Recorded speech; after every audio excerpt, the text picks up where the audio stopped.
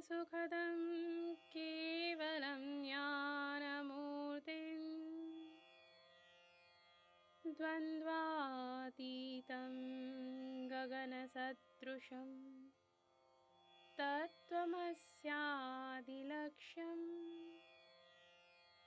एकं नित्यं विमलमचलं सर्वधी साक्षिभूतं भावातीतं त्रिगुणरहितं सद्गुरुं तं नमामि।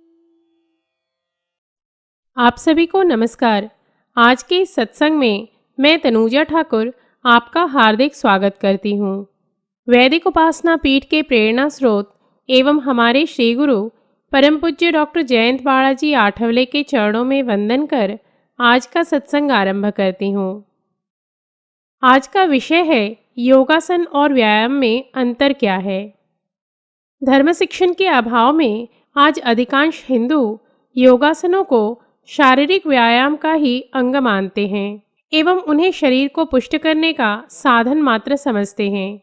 किंतु योगासन एवं व्यायामों के अंतर में आकाश पाताल का अंतर है। आज अनेक आधुनिक हिंदू योगासन की अपेक्षा पाश्चात्य पद्धति के व्यायाम करने में अपना बड़प्पन समझते हैं। किंतु यथार्थ तो यह है कि सभी को सांसों की संख्या जन्म के समय ही गिनकर दिए जाते हैं। अतः जहाँ व्यायाम में सांसों का व्यय होने के कारण आयुनाश होता है, वहीं योग के माध्यम से हमें अपनी सांसों पर नियंत्रण करना सिखाया जाता है। आज भी हिमालय में ऐसे अनेक योगी हैं जो अनेक वर्षों के पश्चात एक बार सांस लेते हैं और इस कारण वे सहस्रों वर्षों से देह धारण किए हुए हैं। ऐसे उन्नत योग शास्त्र को छोड़ आज का हिंदू एरोबिक्स करता है। इससे ही हिंदुओं की किस सीमा तक मतिभ्रम हुआ है यह समझ में आता है। धर्मशास्त्रों के अनुसार क्रोध एवं काम वासना के जागृत होने पर सांसों का व्यय सर्वाधिक होता है। अतः सांसों का अपव्यय न हो, इस हेतु योग के विद्यार्थियों को भी इन दोनों पर नियंत्रण करना भी सिखाया जाता है। किंतु व्यायाम का शास्त्र एवं विशेषकर पाश्चात्य व्यायाम का शास्त्र ऐसे सभी सूक्ष्म पक्षों से अनभिज्ञ है। आज के सत्संग में योगासन एवं व्यायाम के ऐसे ही कुछ अंतर आपके समक्ष प्रस्तुत कर रही हूँ। योगासन से प्रवृत्ति सात्विक होने के कारण मन में एकाग्रता की वृद्धि होती है, वहीं व्यायाम से रजोगुण की वृद्धि होने के कारण मन भोग की ओर प्रवृत्त होता है। योगासन मानसिक एवं शारीरिक विकास करते हैं। इनसे मानसिक और शारीरिक स्थिरता प्राप्त होती है, परंतु व्यायाम से केवल शरीर के विशेष अंगों का ही विकास होता है और व्यायाम के अभ्यास के व्यतिक्रम से विपरीत परिणाम भी प्राप्त हो सकते हैं। योगासनों के अभ्यास से संपूर्ण मस्तिष्क के केंद्र का उपयोग ऊर्जा एवं एकाग्रता के लिए किया जाता है। योगासन धीरे धीरे बड़ी सावधानी से ध्यानपूर्वक सांसों के तालमेल के साथ एवं बिना झटके के कम से कम शक्ति का उपयोग करते हुए किए जाते हैं एवं उनके अभ्यास द्वारा पूर्ण एकाग्रता के लिए प्रयत्न किए जाते हैं। चित्त की यही एकाग्रता अष्टांग योग के उत्तरोत्तर चरण अर्थात प्राणायाम, धारणा एवं ध्यान को दृढ़ करती हुई समाधि द्वारा सहज स्वरूपावस्था तक पहुंचा देती है। व्यायाम में मस्तिष्क के सूक्ष्म केंद्र निष्क्रिय रहते हैं। व्यायाम शीघ्रता एवं झटके के साथ बार बार किए जाते हैं और उनके माध्यम से शक्ति का व्यय भी अधिक होता है तथा स्थिति के अनेक आवर्तन होते हैं। किंतु व्यायाम से रजोगुण की वृद्धि होने से चित्त एकाग्रता तथा सात्विकता की ओर उन्मुख न होकर बहिर्मुख होने के कारण भोग की ओर प्रवृत्त होता है। इसके विपरीत योगासनों से शरीर स्वास्थ्य के साथ ही साधक की प्रवृत्ति भी अंतर्मुख होने लगती है। इसलिए कुछ संत रजोगुणी एवं तमोगुणी साधकों को नाम जप, ध्यान इत्यादि न कहकर उन्हें योगासन करने के लिए कहते हैं, जिससे धीरे धीरे उनकी प्रवृत्ति अंतर्मुख होने लगे एवं वे साधना करने हेतु प्रवृत्त हो सकें। योगासन में शरीर के आंतरिक अंगों पर सकारात्मक परिणाम के साथ ही शरीर के लचीलेपन में वृद्धि होती है। वहीं व्यायाम से शरीर में कड़ापन आता है एवं आंतरिक अंगों पर भी विशेष ध्यान नहीं दिया जाता है।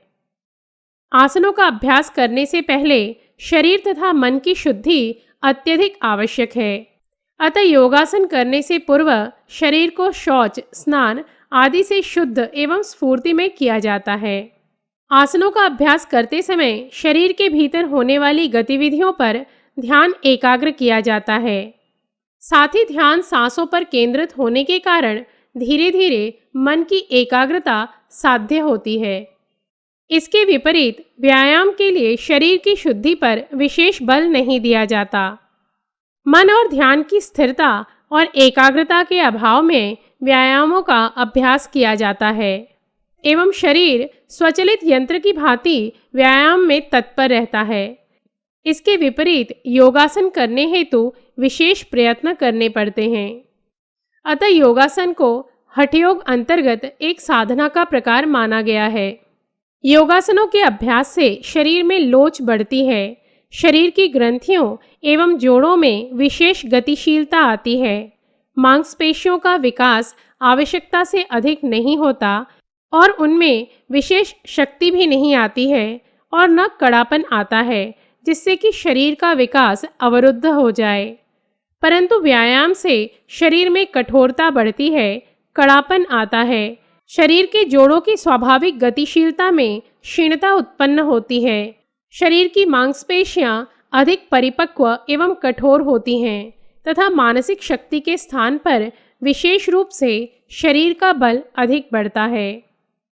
योगासन से शरीर में प्राणशक्ति की वृद्धि होती है एवं व्यायाम से प्राणशक्ति का व्यय होता है। योगासनों द्वारा शरीर में प्राणशक्ति का संचय होता है, शरीर में स्फूर्ति बढ़ती है, ओज एवं कांति की अभिवृद्धि होती है। दैनिक कार्यों को पूरा करने में शरीर स्वस्थ एवं समर्थ होता है। आलस्य दूर होकर स्फूर्ति में वृद्धि होती है। किंतु व्यायाम में प्राणशक्ति की विशेष अभिवृद्धि न होकर ह्रास होने की संभावना रहती है। फलस्वरूप शरीर में शैथिल्य आ जाता है और बहुत देर तक विश्राम करने की इच्छा होती है। परिणाम स्वरूप आलस्य बढ़ता है।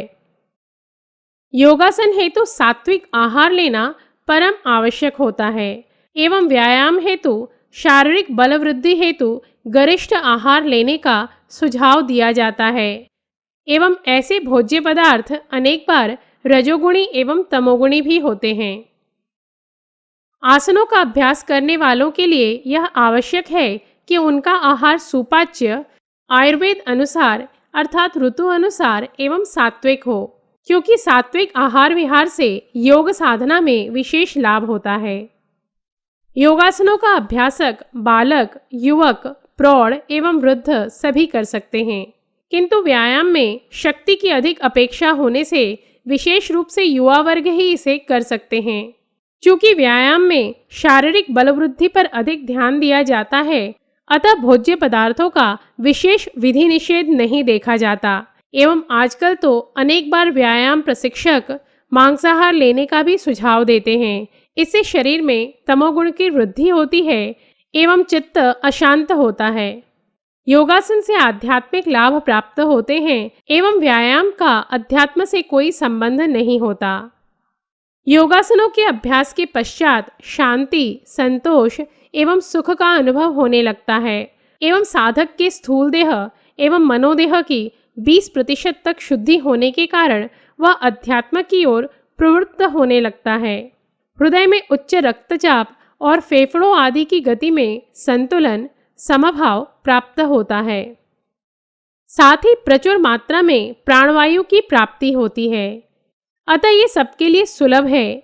इसके विपरीत व्यायाम में शारीरिक परिश्रम अधिक होता है, अतः शैथिल्य आने लगता है एवं व्यायाम के द्वारा हृदय और फेफड़ों की गति में तथा रक्त की गति में असंतुलन सा प्रतीत होता है।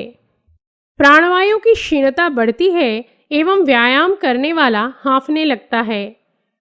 भारतीय पद्धति के व्यायामों में तो कम, किंतु अन्य पाश्चात्य पद्धति के व्यायामों में बाह्य साधन आवश्यक होते हैं। पाश्चात्य तमोगुणी संगीत आदि की धुनों पर किए जाने वाले व्यायामों से लाभ की अपेक्षा हानि अधिक होती है, क्योंकि इससे रजोगुण एवं तमोगुण के संस्कार दृढ़ होते हैं, अतः एक प्रकार से आध्यात्मिक हानि होती है। योगासन अष्टांग योग का एक अंग होने के कारण यह एक प्रकार की साधना है जो अगले चरण की साधना की ओर प्रवृत्त करता है। वहीं व्यायाम मात्र स्थूल देह का ही कुछ सीमा तक पोषण कर सकता है। भारतीय योग पद्धति का लक्ष्य चित्त की वृत्तियों को सर्वथा निरुद्ध कर साधक को आत्म तत्व में स्थित करना है।